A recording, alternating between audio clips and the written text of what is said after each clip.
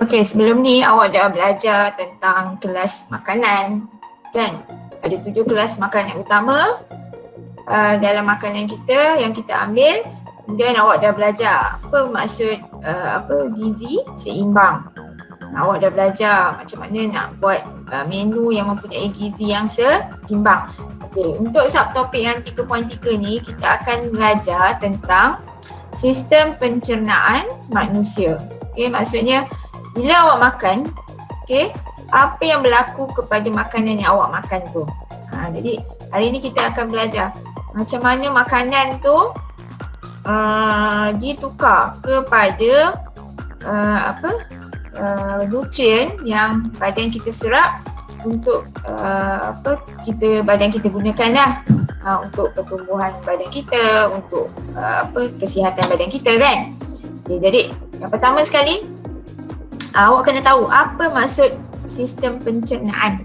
Okay, maksud sistem pencernaan tu adalah proses penguraian makanan yang kompleks dan besar kepada molekul-molekul yang lebih kecil, ringkas dan boleh larut supaya dapat diserap ke dalam sel-sel badan. Okey, maksudnya makanan yang kita makan tu akan dicerna supaya sel-sel badan kita dapat menyerap nutrien yang ada dalam makanan tu. Okay, jadi pencernaan ni dia terbahagi kepada 2 jenis. Okay. Yang pertama adalah pencernaan fizikal, dan yang kedua adalah pencernaan kimia. Okay, yang atas ni cikgu tunjukkan perbezaan antara pencernaan fizikal dan pencernaan kimia. Okay, yang pertama kita tengok dulu pencernaan fizikal. Okay, pencernaan fizikal tu maksudnya pemecahan makanan kepada cebisan-cebisan kecil dengan bantuan gigi, lidah dan air liur. Maksudnya ini berlaku dalam mulut awak lah. Okay, bila awak makan, awak kunyah makanan tu, gigi kita akan mengunyah makanan tu dan cari-carikan makanan tu dan jadi cebisan-cebisan kecil, kan? Okay, jadi dia berlaku di dalam mulut sahaja dan tidak melibatkan enzim. Okay, apa tu enzim? Okay, enzim ni adalah bahan kimia. Bahan kimia untuk mempercepatkan tindak balas pencernaan. Okay, maksudnya bahan ni dia akan membantu tindak balas pencernaan tu berlaku dengan lebih cepat lah. Okay, cikgu tulis kat sini ya. Balas pencernaan. Okay, nanti kita akan belajar apa enzim-enzim yang ada yang terlibat dalam proses pencernaan. Okay, kalau pencernaan kimia pula, dia adalah penguraian makanan daripada molekul kompleks kepada molekul-molekul ringkas dengan bantuan enzim. Okey, jadi pencernaan kimia ni dia berlaku di dalam mulut, perut, duodenum dan usus. Dan pencernaan kimia ni melibatkan bantuan enzim. Okey, so persamaan antara pencernaan fizikal dan pencernaan kimia adalah berlaku pemecahan makanan kepada molekul yang lebih ringkas dan berlaku di dalam salur makanan. Okey, itu persamaan dia. Yang atas ni adalah perbezaan dia. Okey, jadi kita tengok apakah organ-organ yang terlibat dalam sistem pencernaan. Okey, untuk pengetahuan awak, sistem pencernaan ni, sistem pencernaan manusia ni dia terdiri daripada satu tiub. Satu tiub sepanjang 8 meter. Panjang kan? 8 meter yang bermula dengan mulut. Kemudian esophagus. Ni esophagus. Dan ni esophagus. Esophagus yang panjang ni. Kemudian perut. Esophagus adalah salur panjang yang menghubungkan mulut dengan perut. Kemudian makanan tu akan pergi ke duodenum. Usus kecil. Ni duodenum. Usus kecil. usus besar, rektum, dan akhir sekali bubur. Jadi ini adalah yang sebelah ni, kalau awak nampak sini kan, inilah kita panggil salur pencernaan. Okey, salur pencernaan. Tapi selain daripada yang cikgu sebutkan ni, ada juga organ lain, okey, yang terlibat dalam sistem pencernaan manusia ni, okey, yang membantu sistem pencernaan manusia, iaitu hati, okey, ni hati, undi hempedu dan pankreas. Okey, nanti cikgu akan terangkan apa fungsi 3 organ lain ni dalam sistem pencernaan manusia. Okay, jadi kita tengok satu persatu apa fungsi setiap organ yang ada dalam sistem pencernaan manusia. Okay, yang pertama adalah mulut. Okay, bila kita makan, okay, makanan tu akan masuk melalui mulut kan. Jadi makanan makanan tu akan dikunyah oleh gigi, dan cebisan-cebisan makanan yang dikunyah oleh gigi tu dia akan dilembutkan oleh air liur. Okay, kemudian amylase liur dalam air liur dia akan menguraikan kanji kepada maltosa. Okay, kanji ni adalah karbohidrat dalam gelas makanan, karbohidrat. Dan maltosa ni pun adalah karbohidrat jugalah. Okay, seterusnya, makanan yang kita makan tu dia akan masuk ke esophagus. Tadi cikgu cakap esophagus ni dia adalah salur panjang yang menghubungkan mulut dengan perut. Okay, jadi makanan yang masuk dalam esophagus ni kita panggil bolus. Okay, bolus. Jadi bolus ni dia akan bergerak di dalam esophagus, melalui proses peristalsis. Okay, peristalsis ni maksudnya dia adalah pengecutan otot-otot. Okay, otot-otot ni dia akan mengecut dan mengembang dan menyebabkan makanan tu yang masuk dalam esophagus tu boleh bergerak, boleh ditolak masuk ke dalam, makanan tu boleh ditolak masuk ke dalam perut. Proses peristalsis ni lah yang membantu makanan tu bergerak masuk ke dalam perut. Seterusnya, bila makanan masuk dalam perut, dinding perut dia akan merembeskan atau mengeluarkan enzim yang kita panggil nama protease, dan asid hidroklorik. Asid hidroklorik ni dia akan mengaktifkan enzim protease ni dan membunuh bakteria dalam makanan yang masuk dalam perut. Sebab makanan yang kita makan tu kita pun tak tahu kan, tak dijamin 100% dia bersih. Mungkin dalam makanan yang kita makan tu ada bakteria. Jadi asid hidroklorik dalam perut ni dia akan bunuh bakteria yang ada dalam makanan tu. Protease ni pula, enzim protease ni pula dia akan mencernakan protein kepada polipeptida. Maksudnya makanan yang kita makan tu ada protein. Jadi protein tu dia akan diuraikan, ditukar kepada polipeptida. Polipeptida ni sejenis protein yang lebih ringkas lah. Dan makanan tu dia akan jadi separa cair. Separa cair tu maksudnya dia ada cecair dan ada pepejal. Dia masih macam bubur lah, bubur tu kita panggil separa cair. Dan makanan tu disebut sebagai kim. Kim. Seterusnya, makanan yang kita sebut sebagai kim tu dia akan masuk ke dalam duodenum. Duodenum ni adalah bahagian pertama dalam usus kecil. Dan dekat duodenum ni, sinilah dia bersambung dengan hempedu, undi hempedu, dan pankreas dan hati. Hati ni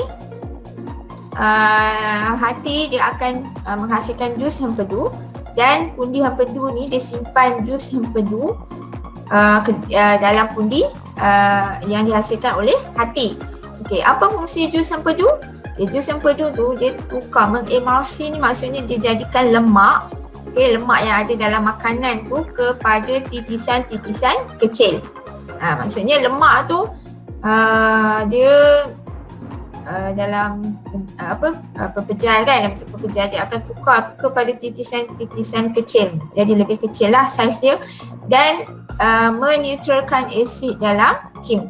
Okay, kalau dalam makanan yang masuk ke dalam duodenum tu ada asid, dia akan meneutralkan lah, jus sempedu tu lah yang akan meneutralkan asid dalam kim tu.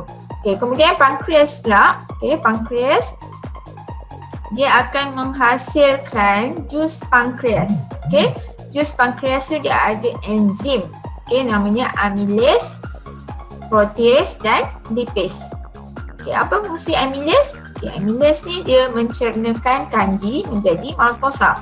Maksudnya dia tukar kanji kepada maltosa.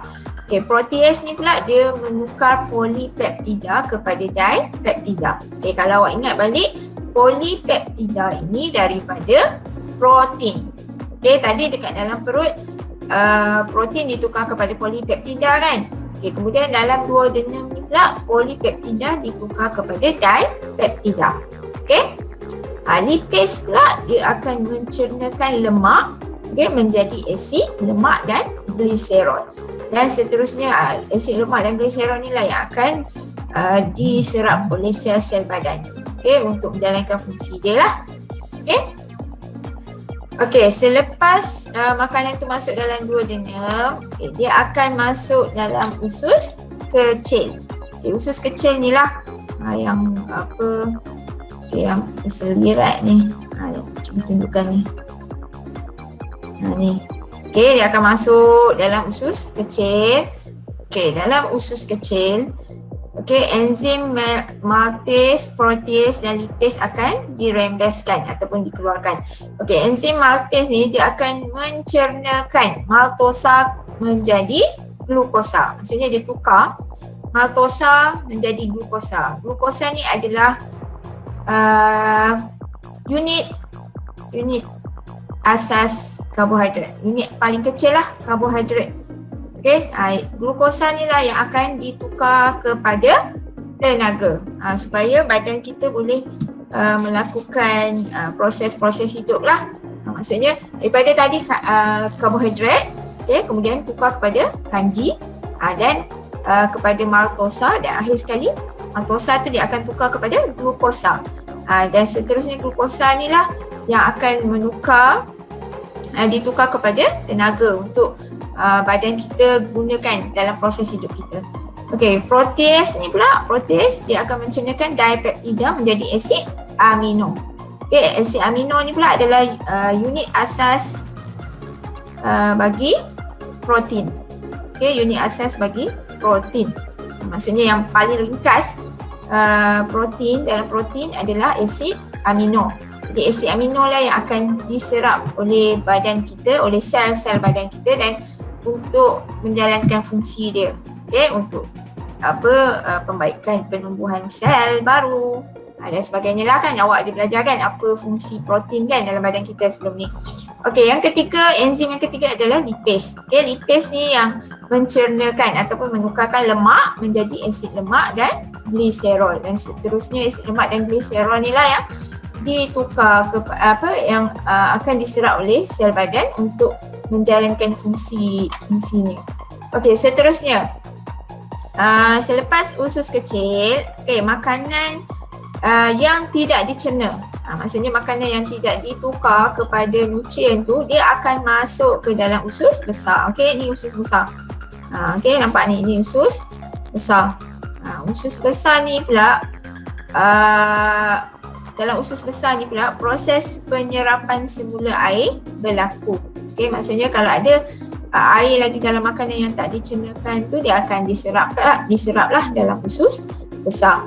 Selepas masuk ke usus besar, makanan yang tidak dicerna tu akan masuk pula ke dalam rektum. Rektum yang nombor 7 ni. Rektum. Dan dia akan disimpan di dalam rektum ni untuk sementara dalam bentuk sebagai yang kita panggilnya tinja. Dan tinja ni akan disingkirkan daripada badan melalui tubur. Okey, ni yang akhir sekali lah. Maksudnya makanan yang tak dicerna, yang tak digunakan oleh badan kita tu, dia akan disingkirkan melalui dubur kita. Jadi ini adalah sistem organ-organ yang terlibat dalam sistem pencernaan manusia.